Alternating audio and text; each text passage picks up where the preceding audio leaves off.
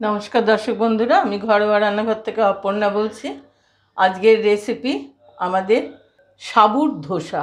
এটা আগে কখনোই কেউই বানায়নি, খুব একটা এটার প্রচলন নেই। আমি এটা দিয়ে একটু চেষ্টা করলাম, বানিয়ে ভালোই হয় খেতে।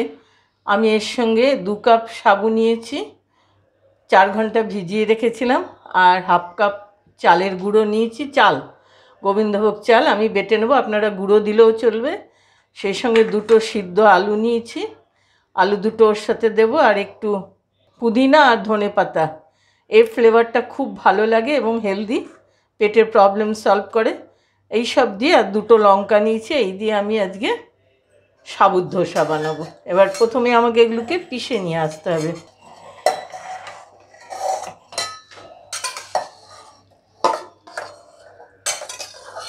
এবার চালটা এর মধ্যে, সাবু আর চাল একসঙ্গে পিষে নিয়ে আসবো। এটা আপনারা চালের গুঁড়ো দিয়েও করতে পারেন।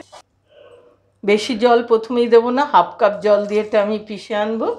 এই স্মুথ ব্যাটারটা আমি এবার বাটিতে ঢেলে নিলাম। এই কন্টেনারেই এবার আলুগুলো, সেদ্ধ আলুগুলো দিয়ে দিলাম 2টো, তার সঙ্গে পুদিনা, ধনে পাতা, লঙ্কাও দিয়ে দিলাম একসাথে সব। এবার এটাকে অল্প একটু জল দেবো, দিয়ে পিষে আনবো। টেস্টটা এরকম হয়েছে। এবার এটা এর মধ্যে ঢেলে দেবো। আমি 1 টেবিল স্পুন দই দিলাম এতে। আমি এবার 1 টিস্পুন লবণ দিয়ে দিলাম এতে, আবার 1 টিস্পুন চিনি। আমি আর কিছু ইনগ্রিডিয়েন্টস এতে দেবো না, আপনাদের ইচ্ছে হলে আরও মশলা দিতে পারে। আমি দেবো না এই কারণে যে এই মিন্ট আর ধনে পাতার যে ফ্লেভারটা, এটা নষ্ট হয়ে যাবে, পাওয়া যাবে না টেস্টে। এই জন্য আমি আর কিছু দেবো না। এই দিয়ে এটা প্লেন ধোসা, এর মধ্যে আলু দিয়েও খেতে পারেন, আমি একেবারেই প্লেন খাবো, এই জন্য প্লেন বানাচ্ছি। এবার একটু ফ্যাটাতে হবে এটাকে, 2টো মিশিয়ে নিতে হবে ভালো করে। এবার এই ব্যাটারটা দিয়ে এইভাবে বানাতে হবে।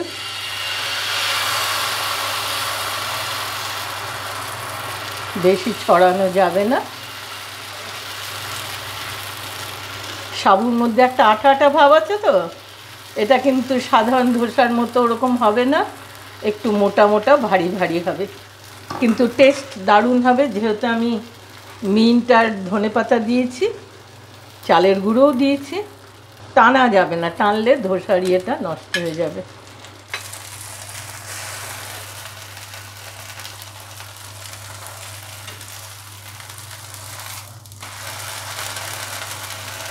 এইভাবে এটা ভাজতে হবে। খেতে খুব সুস্বাদু হয়। একটু কষ্ট করে করে এটা ভেজে তুলতে হবে, যেহেতু সাবু টেনে ধরে।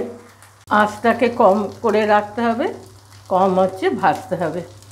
2টো পিঠ এইভাবে ভাজা করে তুলে নিতে হবে।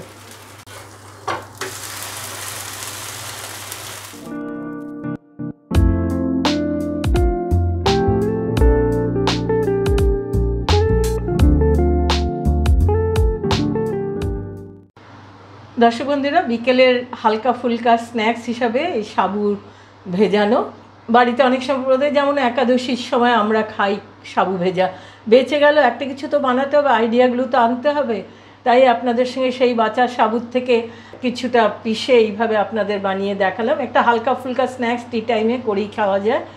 ভালো লাগলে লাইক করবেন, সাবস্ক্রাইব করবেন, বেল আইকনটা টিপে দেবেন, অনেকের সঙ্গে শেয়ার করবেন।